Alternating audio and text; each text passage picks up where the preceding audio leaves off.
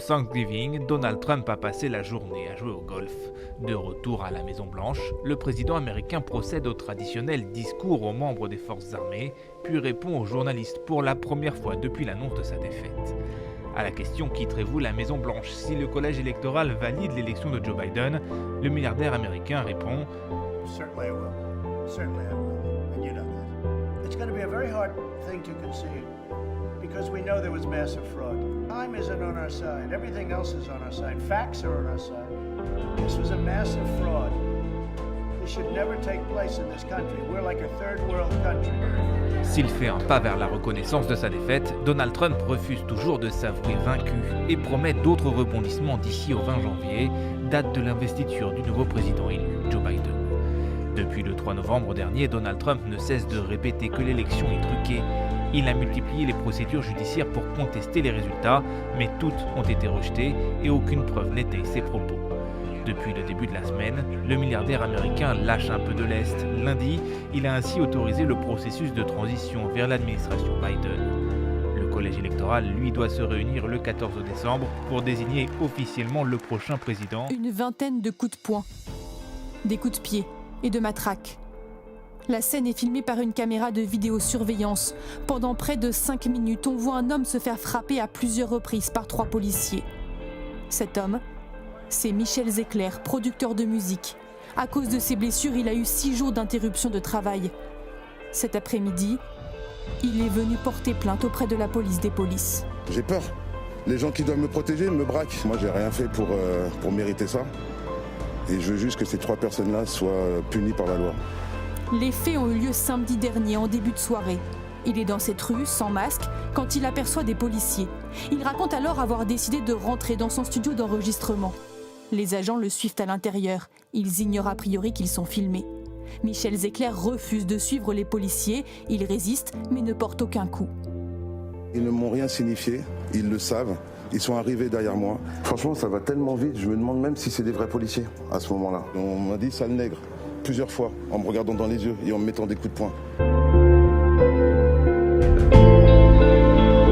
Une nouvelle étape s'ouvrira à partir du samedi 28 novembre matin. Il y a d'abord ce qui ne va pas changer. Le confinement adapté et donc le système de l'attestation resteront en vigueur car c'est ce qui nous a permis d'obtenir ces bons résultats. Il faudra donc continuer à rester chez soi, à télétravailler quand cela est possible, à renoncer aux réunions privées, aux rassemblements familiaux et à tous les déplacements non nécessaires. D'abord, les déplacements pour motif de promenade ou activité physique en extérieur seront désormais permis dans un rayon de 20 km et pour 3 ans. Les activités extrascolaires en plein air seront à nouveau autorisées. Pour les cultes, les offices seront à nouveau permis dans la stricte limite de 30 personnes. Tous les commerces pourront rouvrir et les services à domicile reprendre, mais dans le cadre d'un protocole sanitaire strict. La deuxième étape, ce sera le 15 décembre. Le 15 décembre, si nous sommes bien arrivés autour des 5000 contaminations par jour et environ 2500 à 3000 personnes en réanimation, nous pourrons alors franchir un nouveau cap. Alors, le confinement pourra être levé. Nous pourrons donc à nouveau nous déplacer sans autorisation, y compris entre régions, et passer Noël en famille. Il faudra au maximum limiter les déplacements inutiles.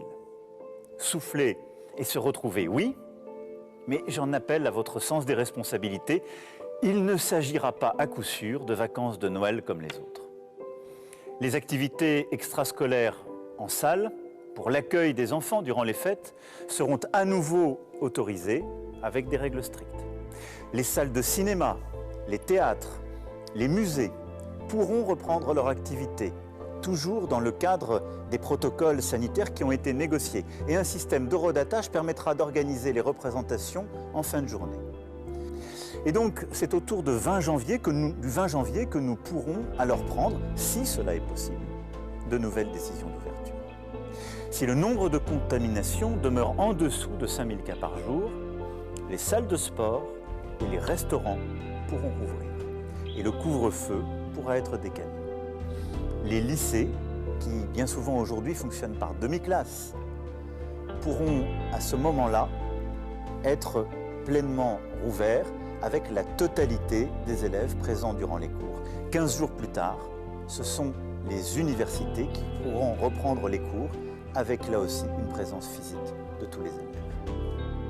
En plus des dispositifs déjà existants, les restaurants, les bars, les salles de sport, les discothèques, tous les établissements qui resteront fermés administrativement se verront verser, quelle que soit leur taille, 20% de leur chiffre d'affaires de l'année 2019, si cette option est préférable pour eux aux 10 000 € du Fonds de solidarité. Les saisonniers, les extras qui n'ont plus d'engagement depuis des mois, les précaires qui travaillent les années précédentes mais ne retrouvent plus d'emploi, les jeunes qui n'arrivent à trouver ni emploi étudiant ni premier emploi, trouvons une réponse exceptionnelle à leur situation. Le plan Un jeune, une solution fera l'objet de moyens accrus et j'invite tous les jeunes à se renseigner sur la plateforme prévue à cet effet. Notre génération a ensemble à vaincre cette épidémie, à affronter le terrorisme, à affronter la crise climatique et celle des inégalités. Aujourd'hui, nous tenons ensemble. Demain, nous vaincrons ensemble.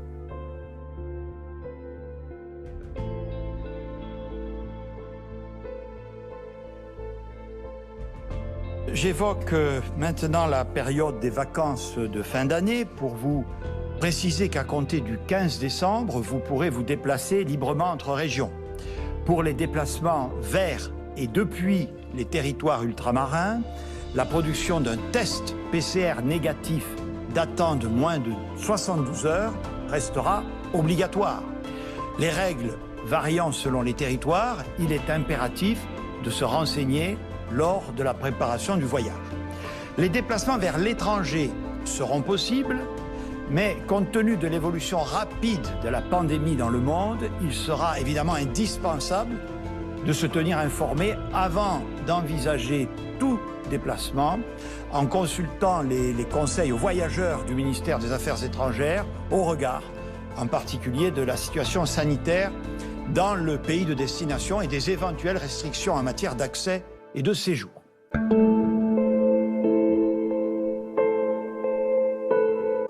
En Argentine, Diego Maradona était enterré hier soir lors d'une cérémonie familiale à Buenos Aires. La journée, les Argentins ont pu dire adieu à la légende du football au sein du palais présidentiel. Mathilde Guillaume, bonjour, vous êtes en direct depuis la capitale argentine. Il y a une polémique en ce moment autour des médecins et des avocats de Diego Maradona.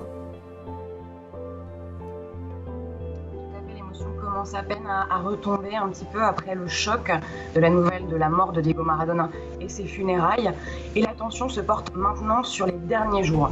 L'idole décédé seul dans une maison de location de courte durée, éloigné de la majorité de sa famille et entouré seulement de quelques personnels sanitaires.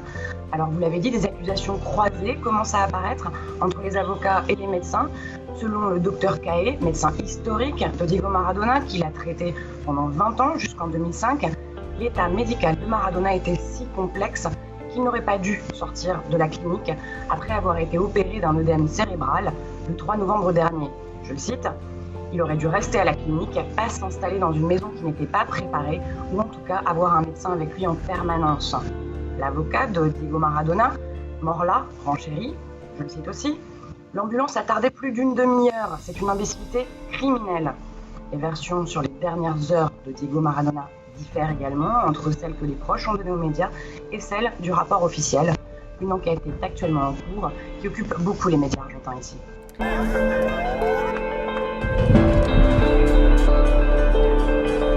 Vamos Maradona. Él puede tener todo lo que quiera fuera de la cancha.